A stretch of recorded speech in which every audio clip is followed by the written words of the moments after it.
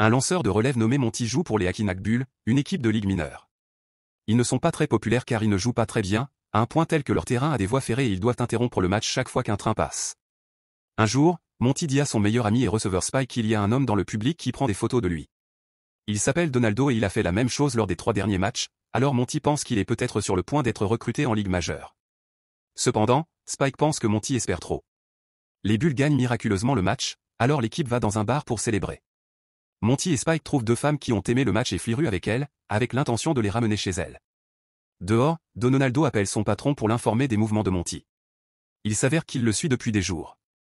À ce moment-là, les petits amis des femmes arrivent et se mettent très en colère quand ils les trouvent avec Monty et Spike. Une dispute s'ensuit et une partie de la foule s'en va, sentant que les choses vont dégénérer. Une femme appelle même la police à l'avance. Comme prévu, les petits amis et les joueurs de baseball se battent, distribuant des coups de poing à gauche et à droite. Certaines personnes aiment l'action et d'autres s'impliquent même. Les combattants sont jetés sur les tables et les chaises sont utilisées comme armes. Le lendemain matin, Monty et Spike sont toujours en prison pour la bagarre. Leur entraîneur Charlie vient les informer que l'administration de l'équipe ne paiera pas leur caution. Le duo craint de manquer le dernier match de la saison, mais Charlie explique que les supérieurs ne se soucient plus d'eux. Il prévoit d'engager de jeunes joueurs pour renouveler l'équipe. Charlie fait remarquer que Monty a joué pendant 15 ans, et que c'est plus que ce que la moyenne des gens obtient, alors il devrait être reconnaissant. Quelques heures plus tard, le duo est conduit au tribunal où on les accuse de multiples choses comme voies de fait et destruction de biens. Les gars jurent qu'ils sont innocents et se disputent même avec le juge, qui, agacé, fixe la caution à $3000. Comme ils n'ont pas d'argent, ils sont sur le point d'être renvoyés dans leur cellule, mais le moment est interrompu par Donaldo. Il explique qu'il représente une partie anonyme qui paiera la caution et les amendes à condition que le duo plaide coupable. Toujours persuadé que Donaldo est un recruteur, Monty accepte joyeusement l'accord. Ensuite, Donaldo emmène les gars à New York. Spike panique quand ils entrent dans un immeuble d'entreprise et pense que Donaldo est un policier sous couverture essayant de les piéger avec l'histoire du recruteur. Donaldo fait remarquer qu'il ne leur a jamais dit qu'il était un recruteur et explique qu'il a été engagé par un cabinet d'avocats. Le groupe entre dans un bureau chic et Monty est emmené pour voir les avocats en privé. Il représente le grand-oncle de Monty, Robert, qui a eu une grosse dispute avec la famille dans les années 30. Il a disparu après cette dispute et personne n'a plus jamais entendu parler de lui. Il s'avère que Rupert est devenu l'un des hommes les plus riches du pays et depuis qu'il est mort le mois dernier, Monty est maintenant le seul héritier vivant. Cependant, le testament a des conditions spéciales. Les avocats passent ensuite un enregistrement que Rare a laissé pour son héritier. Monty est choqué de voir que son oncle est blanc, mais Rupert avait prédit cela et explique que son père avait 2 femmes, une blanche, une noire. Il est très déçu par Monty d'être un raté et partage l'histoire de la façon dont son propre père l'a puni enfant. C'est pourquoi il punira Monty de la même manière en lui faisant détester dépenser de l'argent. Si Monty veut obtenir l'énorme fortune de son oncle, il doit relever un défi. Il a 30 jours pour dépenser $30 millions, mais il y a quelques règles.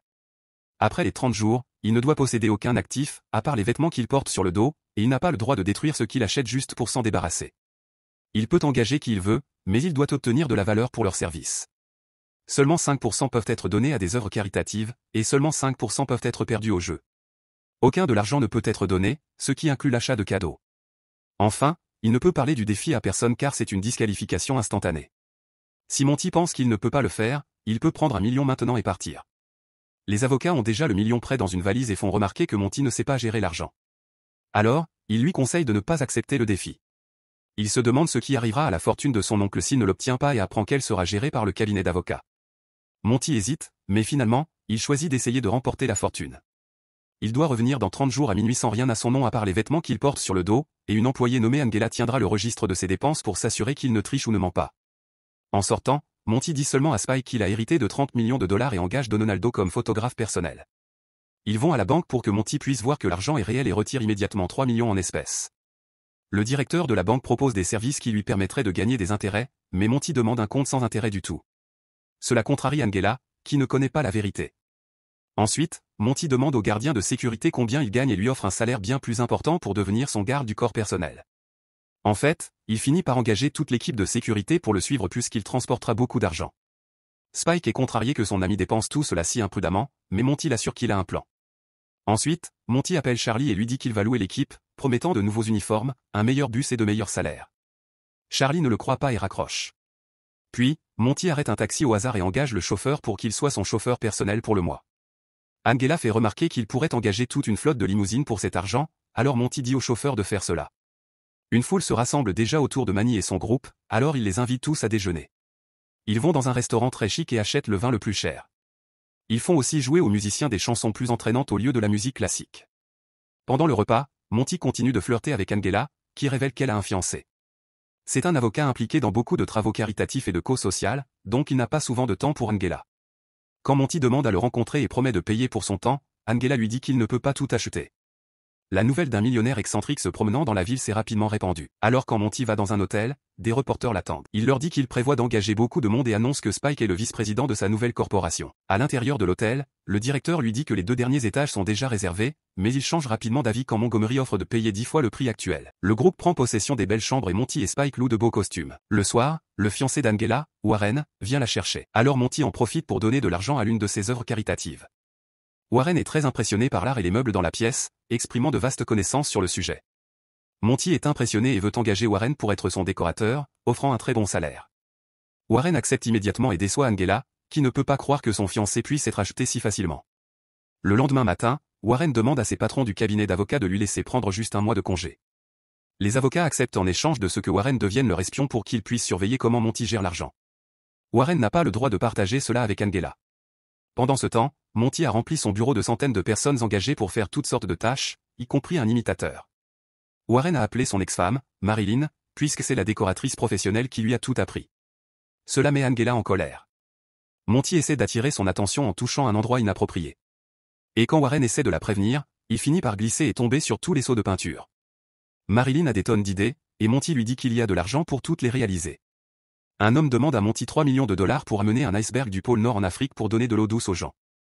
Et Monty approuve cela aussi, tout en ignorant les inquiétudes de Spike et Angela sur le fait que c'est une arnaque. Monty engage aussi un homme pour utiliser les 5% autorisés pour parier sur les chevaux et le sport. À ce moment-là, Charlie appelle et Monty annonce qu'il paiera pour que son équipe joue contre les Yankees. Il envoie même des hélicoptères pour chercher ses coéquipiers. À l'extérieur du stade, Monty attend ses amis avec toute une fête d'accueil, et il est heureux de les voir porter les nouveaux uniformes. Il a même loué des péniches pour tout le monde. Les avocats regardent tout cela et se demandent s'ils l'ont sous-estimé. Ensuite, Monty met aussi l'uniforme et s'entraîne avec son équipe pendant que les nouvelles annoncent le grand match à venir. Le soir, Monty amène une femme à l'hôtel, mais quand ils sont sur le point de faire les saletés, ils sont interrompus par un appel d'Angela, disant qu'ils doivent discuter de quelque chose de très important et urgent. Monty n'a d'autre choix que de virer la femme. Ensuite, Spike et Angela viennent dans la chambre avec un conseiller financier, espérant qu'il aidera Monty à investir. Cependant, Monty l'engage avec un salaire au lieu de commission et prévoit d'ignorer tous ses conseils. Spike et Monty choisissent de se détendre en jouant au baseball, et Spike profite de l'occasion pour dire à Monty qu'il devrait investir dans des choses comme des bijoux ou des timbres. Cela donne une idée à Monty, alors il se précipite chez un collectionneur et achète le timbre le plus cher de l'histoire. Le lendemain matin, les avocats voient cela aux informations et rient parce que Monty a acheté un actif. Cependant, ils reçoivent une carte postale de Monty et sont furieux de découvrir qu'il a utilisé le timbre coûteux pour l'envoyer. Ils décident de dire la vérité à Warren sur le défi et lui demandent de créer une erreur dans la comptabilité d'Angela, promettant une bonne récompense si le cabinet d'avocats gagne l'argent. Plus tard, Monty regarde les nouvelles et apprend que ses actions dans la compagnie d'iceberg ont triplé grâce à son investissement. Inquiet à propos du nouvel argent, Monty dit à ses employés de tout vendre. Pour empirer les choses, le parieur a aussi gagné tous les paris. Monty panique et dit à Angela de tout donner à des œuvres caritatives. Marilyn a fini la décoration et a ajouté beaucoup de choses à la pièce, mais Monty lui demande d'en faire encore plus. Comme Warren est si occupé à l'aider, Angela accepte de déjeuner avec Monty, disant qu'elle est impressionnée par un homme heureux de donner autant. Quand ils sont sur le point de partir, un homme percute accidentellement leur voiture par l'arrière. Les dégâts sont minimes, mais Monty veut emmener le type à l'hôpital juste pour payer un service médical. Quand l'homme réalise qui c'est, il prétend avoir été gravement blessé par l'accident, et Monty lui donne même de l'argent pour qu'il puisse payer une pension alimentaire à ses 2 ex-femmes. Angela panique et se met à crier sur Monty dans la rue, critiquant ses choix. Warren regarde cela depuis la fenêtre pendant que Marilyn lui dit qu'Angela n'est peut-être pas une bonne partenaire après tout puisqu'elle s'embarrasse en public.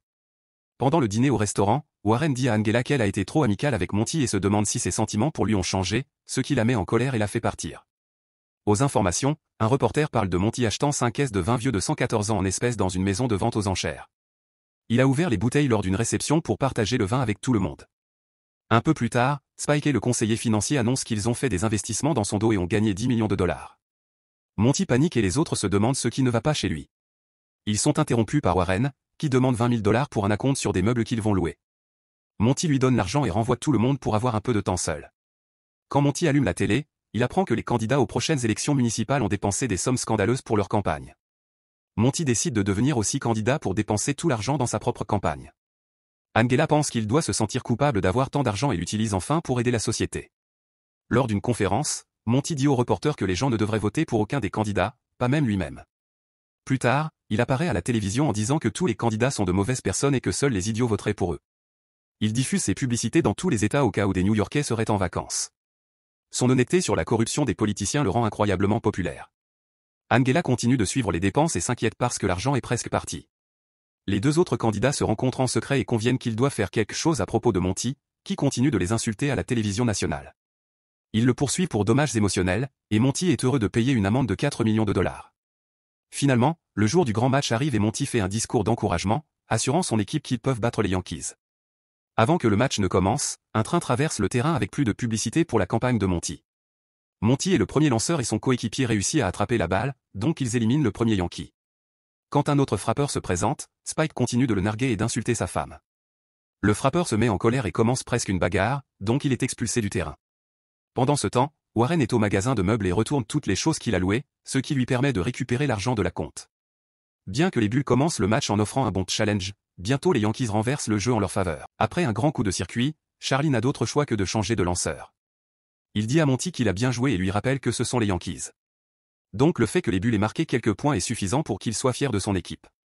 Monty est toujours triste, alors il va dans le vestiaire pour bouder.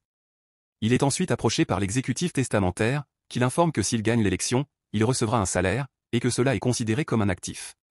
Le match se termine par la victoire des Yankees, et Monty fait un discours pour les féliciter.